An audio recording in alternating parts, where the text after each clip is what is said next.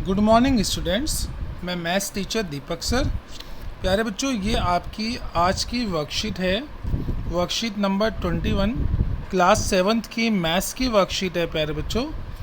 और बच्चों आज की जो डेट है वो है 4 अक्टूबर 2021, 4 अक्टूबर 2021। और बेटा इस वर्कशीट का टॉपिक है सॉलिड शेप्स अराउंड अस, यानी हमारे आसपास की ठोस आकार, हमारे आसपास के ठोस आकार। ठीक है, सॉलिड शेप्स अराउंड अस। बेटा इसमें कुछ नहीं करना, वर्कशीट में जो हमने पिछली वर्कशीट्स में सॉलिड शेप्स को स्टडी किया था उसी के एक रिकॉलेशन, उसी की एक रिवीजन, एक अभ्यास हमने इस वर्कशीट के अंदर करना है प्यारे बच्चों।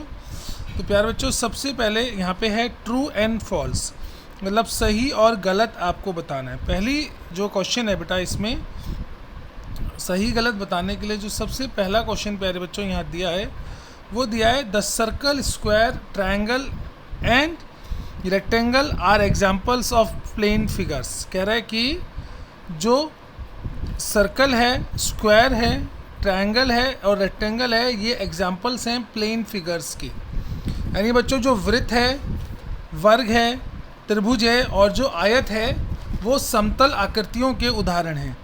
बिल्कुल, मैंने आपको बताया था बेटा जो प्लेन फिगर्स होती हैं, जो 2D फिगर्स होती हैं, वह होती हैं जिन्हें आप हाथ में नहीं उठा सकते। आप सर्कल को, स्क्वायर को, वृत्त को, वर्ग को, त्रिभुज को, ट्रायंगल को, आयत को, रेक्टेंगल को हाथ में नहीं उठा सकते। इसलिए बेटा ये सारी ही प्लेन फिगर्स हैं, ये सारी ही समतल आकृतियाँ हैं।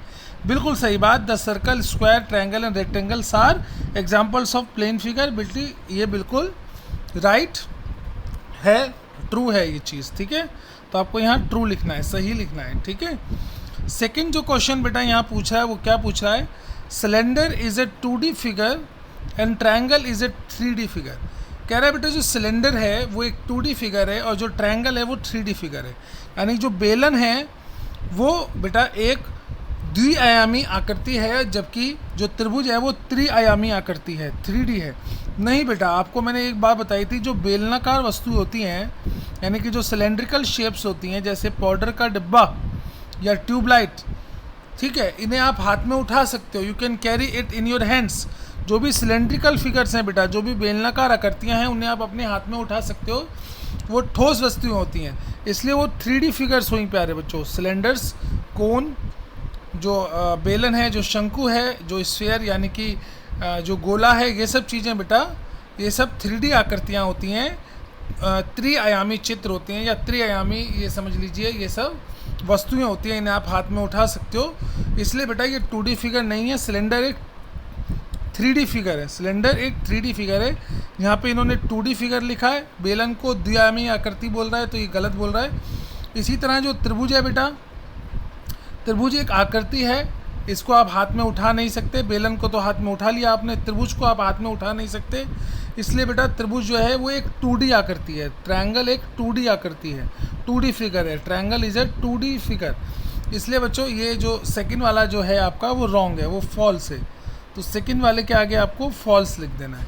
तो ये दो बच्चों हमने डिस्कस कर लिए। Let's come to the third point. बेटा अब हम थर्ड पॉइंट की ओर आते हैं।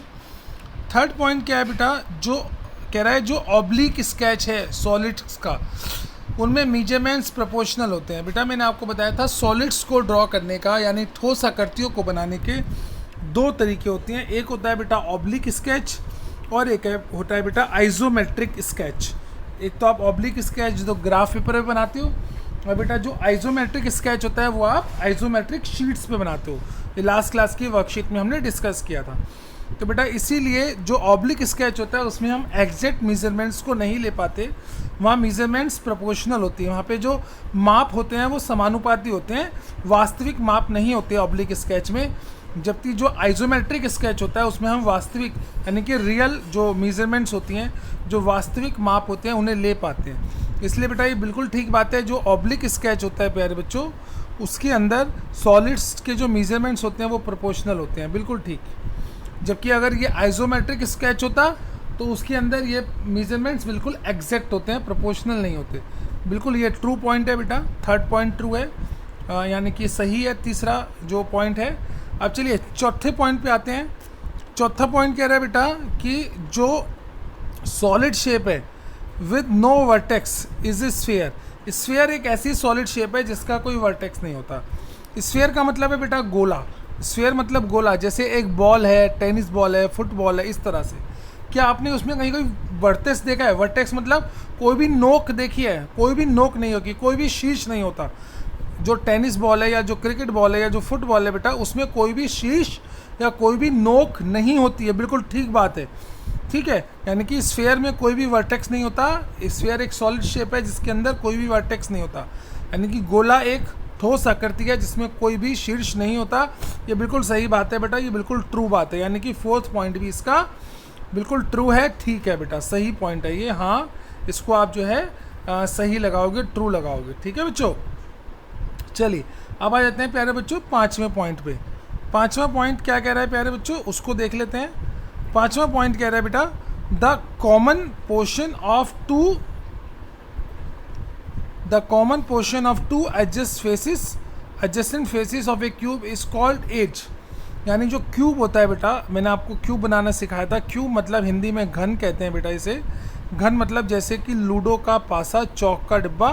तो कह रहे हैं बेटा, इसके कोई भी जो एडजेसेंट फेसिस होते हैं, जो इसकी आसन्न जितने भी इसके तल होते हैं, उनके बीच के अंदर उनके जो कॉमन पोर्शन है, क्या उसे एज, क्या उसे किनारा बोलते हैं? हाँ बिल्कुल। देखिए जैसे बेटा एक ये वाला इसका तल है, एक ये वाला इसका जो समझिए फेस है, और साइड में एक ये वाला फेस है बेटा। ये दो फेसिस, दो तल हमने लिए, इन दोनों का कॉमन ये किनारा ही तो कहलाता है, एज ही तो कहलाता है। बिल्कुल ठीक बात है बेटा ये। यानी 5th पार्ट भी आपका प्यारे बच्चों ट्रू है, ठीक है। चलिए बच्चों आ जाते हैं अब आगे सेकंड वाले ऑप्शन इस पे। इसमें लिखा है बेटा कि let's make a birthday cap using a cardboard for your brother sister on his और हर बर्थडे। आपको एक बर्थडे कैप बनानी है कार्डबोर्ड से, यानी गत्ते से एक बर्थडे कैप बनानी है बेटा। Also prepare 3 same size gift boxes of cubical shape for him. और गिफ्ट के बॉक्स भी बेटा आपको बनाने हैं जो क्यूबिकल शेप में होने चाहिए, जिनकी शेप बेटा क्यूब होनी चाहिए, ठीक है। और now place these boxes in floor adjacent to each other. और इन बॉक्सेस को एक साथ रखना है प्यारे बच्चों। Now answer the following question. चलिए हिंदी में भी पढ़ लेते हैं। कहते हैं आपको एक बर्थडे कैप बनानी है बेटा, जन्मदिन की एक टोपी बनानी है अपने भाई या बहन के लिए, ठीक है। जन्मदिन की टोपी या बर्थडे कैप कैसी बनती है, पहले इसी को डिस्कस करते हैं प्यारे बच्चों। जो आप जन्मदिन की टोपी बनाते हो बेटा, वो कुछ ऐसी बनती है। इस आकृति में जन्मदिन की टोपी होती है ना बच्चों, ठीक है। इसको आकृति को हम मैथमेटिकल लैंग्वेज में प्यारे बच्चों कोन कहते हैं, और हिंदी में हम इसको शंकु कहते हैं। कोन भी कह सकते हो और हिंदी में शंकु कहते हैं। प्यारे बच्चों इसमें ये आपकी बर्थडे कैप आपने बना ली। तो सबसे पहले क्वेश्चन पे जाते हैं। पहला क्वेश्चन क्या है, name the shape of the birthday cap. Shape का नाम क्या है बेटा? शेप का नाम है इंग्लिश में कोन और हिंदी में शंकु। आगे कह रहे हैं find the number of edges, vertex and face. कहता है इसकी एज, वर्टेक्स और फेस कितने हैं ये लिखने हैं बेटा। एज मतलब होता है बेटा किनारा, हिंदी में किनारा, और वर्टेक्स मतलब शीर्ष, और फेस मतलब बेटा इसका तल। कितने इसमें हैं प्यारे बच्चों? सबसे पहले हम इसमें देखते हैं कितने हैं प्यारे बच्चों। जो एजेस होती हैं, जो किनारा है बेटा इसके अंदर, बेटा किनारा जो है वो इसके अंदर एक ही है। ये इसका किनारा है, ध्यान से देखिए, ये इसका बच्चों ये किनारा है। एक ही किनारा होता है केवल इसके अंदर, दूसरा किनारा कहीं भी आपको नहीं मिलेगा। किनारा मतलब जहाँ पे पहना जो किनारा होता है, जैसे कि दो वॉल्स, दो दीवारें जहाँ मिलती है वहाँ एक किनारा बनता है। अभी हमने क्यूब में देखा, घन में देखा, उसी तरह से बेटा ये एज या किनारा इसका केवल एक ही है, ये वाला किनारा, ठीक है। और वर्टेक्स मतलब होता है बेटा नोक, कि इसकी नोक कहाँ है। एक मिनट दोबारा बना लेते हैं प्यारे बच्चों। ये आपका मैंने बनाया था जो बर्थडे कैप, और हम बात कर रहे थे एज की, वर्टेक्स की और फेस की, ठीक है बच्चों। तो मैंने कहा बच्चों जो एज है, जो किनारा है, वो इसमें एक ही है, और वर्टेक्स मतलब बच्चों जो कोना है, जो इसकी बिंदु है, जो नोक है, नोक भी इसमें यहाँ ऊपर की तरफ केवल एक ही है। अब फेस की बात करते हैं प्यारे बच्चों। फेस इसमें एक तो ये वाला है जो इसके चारों तरफ है, और एक नीचे भी, ये भी एक फेस है, परंतु ये एक कैप है। तो ये फेस बेटा खुला हुआ है, क्योंकि आप इसको सिर पे पहनोगे तो ये फेस खुला रहेगा। अगर इसको मैं बंद कर दूं, इसको भी काउंट कर लूं, तो ये सिर पे पहनी नहीं जाएगी। तो इसलिए हम इसके अंदर केवल एक ही फेस लिखेंगे, ठीक है बेटा। तो इसमें एक फेस है, यानी इसका किनारा एक है और इसका शीर्ष एक है और बेटा इसका तल भी एक ही है, यानी कि इसमें एज 1 है, वर्टेक्स 1 है और फेस भी इसका 1 ही है। तो बेटा ये तो बात होगी जोके कैप की। अब सेकंड में क्या कह रहा है बेटा, कह रहा है कि 3 क्यूब्स यानी कि 3 घन आपको और बनाने हैं और इन्हें साथ साथ मिला के रखना है बेटा। ये तो आपका पहला घन हो गया, फिर दूसरा घन भी बेटा इसी के साथ आपको मिला के रखना है, ठीक है बेटा, दूसरा घन भी इसी के साथ रखना है। और प्यारे बच्चों तीसरा घन जो आप बनाओगे वो भी आपको इसी के साथ रखना है, इस तरह से रखना है प्यारे बच्चों, ठीक है। 3 घन बना के आपको इस तरीके से रखने हैं, ठीक है। तो बेटा अब ये क्या कह रहा है प्यारे बच्चे, 3 घन आपने बना दिए। ये कह रहा है प्यारे बच्चों कि observe the cubical boxes and which you have put on the floor, tell the number of faces of each cubical box. कितने नंबर ऑफ फेसेस इसके आपको दिखाई दे रहे हैं, कितने तल, हर घन के कितने तल, कितने फेसेस हर क्यूब के आपको दिखाई दे रहे हैं। देखिए पहले क्यूब की बात करें, एक तो बेटा इसका आपको ये छत वाला फेस दिखाई दे रहा है, एक ये साइड वाला दिखाई दे रहा है, एक आगे वाला और एक पीछे वाला, ठीक है। और नीचे फ्लोर वाला फेस तो दिखाई नहीं दे रहा है क्योंकि वो आपने ये टेबल पे रख दिया तो वो फेस छिप गया, और ये साइड वाला फेस भी इस क्यूब के साथ छिप गया। तो बेटा 2 फेस छिप गए, आपको 4 फेस दिखाई दे रहे हैं पहले क्यूब के। इसी तरह इस वाले क्यूब में देखिए बेटा केवल ये ऊपर वाला फेस और ये सामने वाला फेस बेटा आपको दिखाई दे रहा है, ठीक है। और उसके अलावा बेटा एक ये ऊपर वाला फेस हो गया, एक ये सामने वाला फेस आपको दिखाई दे रहा है और एक ये पीछे वाला फेस भी बेटा आपको दिखाई दे रहा है, यानी बेटा इसके अंदर आपको 3 फेसेस दिखाई दे रहे हैं, ठीक है बच्चों। और इसी तरह सेकंड वाले में आपको यहाँ पे थर्ड वाले में 1 और एक सामने वाला और एक पीछे वाला और एक साइड वाला, यहाँ 4 फेसेस दिखाई दे रहे हैं। तो प्यारे बच्चों इसके अंदर कितने कितने फेसेस आपको दिखाई दे रहे हैं वो आपने काउंट कर लिए। एक तो ये आपको बताना था, और फिर आपको बताना है इन 3 बॉक्सेस से मिला के जो सॉलिड ऑब्जेक्ट बन रहा है, 3 क्यूब्स को मिला के जो सॉलिड ऑब्जेक्ट बन रहा है, जो ठोस आकृति बन रही है उसका नाम क्या है। तो बच्चों जब भी 3 क्यूब्स को मिलाते हैं तो जो ठोस आकृति यह बन रही है इसका नाम है बेटा क्यूबाइड, क्योंकि इसकी लेंथ अलग होगी, ब्रेथ अलग होगी और हाइट अलग। लेंथ ब्रेथ हाइट तीनों इक्वल नहीं है, ठीक है, जबकि ब्रेथ और हाइट तो इक्वल है पर लेंथ इक्वल नहीं है इनके, इसलिए इसे क्यूबाइड बोलेंगे। यानी बच्चों ये बनेगा घनाभ, 3 घनों को मिला के जो आकृति बनती है वो होती है बेटा घनाभ। तो ये वाला क्वेश्चन भी हो गया बेटा आपका। चलिए आगे बढ़ जाते हैं। कह रहे बेटा एक बल्ब आप टांगिए इस तरीके से, एक बल्ब टांगिए है ना, bulb is kept burning just right above your book, name the shape of the shadow obtained. कौन सी शैडो बनेगी बेटा, बल्ब की शैडो कुछ इस तरीके से बनेगी बेटा, या तो सर्कल बनेगी या इलिप्टिकल, इस तरीके से शैडो बनेगी, ठीक है, वो आपको बतानी है, हमने बना दी शैडो। इसके बाद कह रहा है बेटा आपको एक कार दी हुई है, कहता है इसका टॉप व्यू, इसका फ्रंट व्यू और इसका साइड व्यू, इसकी जो है आपको ड्राइंग बनानी है। कि अगर इसे ऊपर से देखें कार को तो बच्चों ऊपर से कैसी दिखेगी ये कार, ठीक है, ऊपर से अगर देखें तो ये कार कैसी दिखेगी वो बनानी है आपको, तो कुछ ऐसी सी दिखेगी ऊपर से बेटा। और बेटा जो साइड से अगर आप देखें इस कार को तो साइड से ये कार कैसी दिखेगी वो बनाना है, और बेटा जो है सामने से ये कार देखें तो वो कैसी दिखेगी वो बनाना है। ये क्वेश्चन बेटा आप करिएगा अपने आप, इसकी ड्राइंग एकदम अच्छी सी बनाइएगा, ये मैंने आपको सिखा रखा है। आगे बढ़ते हैं बच्चों 5th क्वेश्चन की ओर।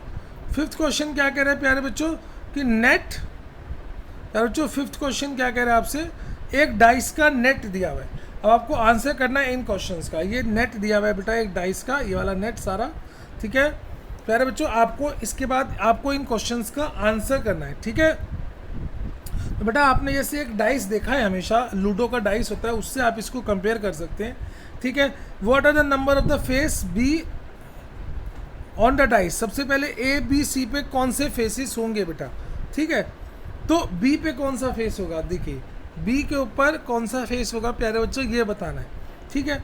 जब आप इसको बेटा रोल अप करोगे, एक डाइस की फॉर्म में लाओगे तो बेटा ये क्यूबिकल शेप बनेगी। जैसे डाइस आपने देखा लूडो का एक क्यूब होता है प्यारे बच्चों, ठीक है। तो बेटा आपने देखा है कि अगर यहाँ ऊपर 3 होता है तो इसके नीचे बेटा 4 होता है, आपने देखा होगा ये ध्यान से, ठीक है। डाइस के अंदर जो आमने सामने के फेसेस होते हैं उनका सम बेटा हमेशा 7 होता है। ऊपर अगर 3 है तो नीचे 4 होगा, इधर 1 है तो इधर 6 होगा, 2 और 5 होगा। अपोजिट फेसेस का डाइस का सम हमेशा 7 होता है बेटा, ये हमेशा ध्यान रखना। तो बेटा पूछ रहा है कि बी के ऊपर कौन सा नंबर होगा, तो बी के सामने बेटा ये देखिए बी के सामने कौन सा पड़ेगा, अगर इस डाइस को आप बंद करेंगे तो बेटा बी के सामने 3 पड़ेगा, 3 और 4। तो बी जब आप इस डाइस को बना करके कागज़ पे इसको बंद करके देखिएगा बेटा, ऐसी प्रॉपर आकृति बनाना, उसको बंद करके देखना, तो बेटा बी के ऊपर जो नंबर आएगा वो 4 आएगा, उसके सामने 3 आएगा, तो बी पे जो नंबर आएगा बेटा वो 4 होगा। ठीक है, इसको बंद करके देखना डाइस को आप बना के प्रॉपर सॉलिड में। तो बी के सामने जो नंबर आएगा प्यारे बच्चों, बी के सामने नंबर आएगा 4। ठीक है, सॉरी बी जो नंबर होगा वो 4 होगा और बी के सामने 3 आएगा। बी की वैल्यू 4 होगी और बी के अपोजिट में 3 होगा, तो 4 और 3 7 हो जाएगा। इसके बाद बेटा आपको बताना है सम बताना है ए बी सी का। ठीक है बेटा, ए बी सी जो डाइस पे बनना है उनका सम बताना है। तो बी तो बेटा आपने 4 बता दिया। तो अब बच्चों ए और सी एक दूसरे के अपोजिट होंगे। ठीक है, ए और सी जब भी आप करेंगे तो ये एक दूसरे के अपोजिट आएंगे, ए और सी। ठीक है, समझ में आगे बेटा, ए और सी एक दूसरे के अपोजिट आएंगे और बेटा ए और सी के जो मान होंगे वो 1 और 6 होंगे। तो 6 + 4 + 1, तो तीनों का जो सम आएगा बेटा वो आपका 11 आएगा। तो सेकंड क्वेश्चन का आंसर है बेटा 11। ठीक है, और बेटा जो थर्ड क्वेश्चन इसमें पूछा वो क्या पूछा है, sum of the numbers on the opposite faces of a die. ये मैं आपको बता चुका, ये हमेशा 7 होता है। जब भी आप लूडो का डाइस लेते हैं उसके आमने सामने जो नंबर होते हैं उनका सम बेटा हमेशा 7 आता है। ठीक है, यानी कि बेटा जो पासा होता है लूडो का उसके आमने सामने जो नंबर्स होते हैं उनका सम हमेशा 7 आता है। प्यारे बच्चों, ये आपकी आज की गणित की वर्कशीट थी। ये मैंने सारे क्वेश्चंस बेटा आपको करवा दिए। साथ में बेटा अभी एक मैसेज और है, कोविड प्यारे बच्चों अभी ख़त्म नहीं हुआ है, इसलिए बेटा अपने घर में बैठ के सेफ रहें और बेटा अनावश्यक रूप से घर से बाहर ना निकलें, और निकलना भी पड़े तो कृपया मास्क लगा के निकलें। लगातार अपने हाथों को साबुन से धोते रहें बेटा, या सैनिटाइज करते रहें प्यारे बच्चों, और 2 गज की सामाजिक दूरी का पालन करते रहें। ठीक है, ज़्यादा भीड़ भाड़ वाले इलाकों में न जाएं। प्यारे बच्चों, ये आपकी आज की मैथ्स की कक्षा 7वीं की क्लास 7th की मैथ्स की वर्कशीट नंबर 21 थी। ठीक है बच्चों, मैं आपका गणित का मास्टर हूँ दीपक सर। तो बेटा ये वर्कशीट समय पे कंप्लीट करके आप जल्दी से ग्रुप में शेयर कर देना ताकि टाइम पे ये चेक हो सके। थैंक यू बच्चों, गुड डे बच्चों।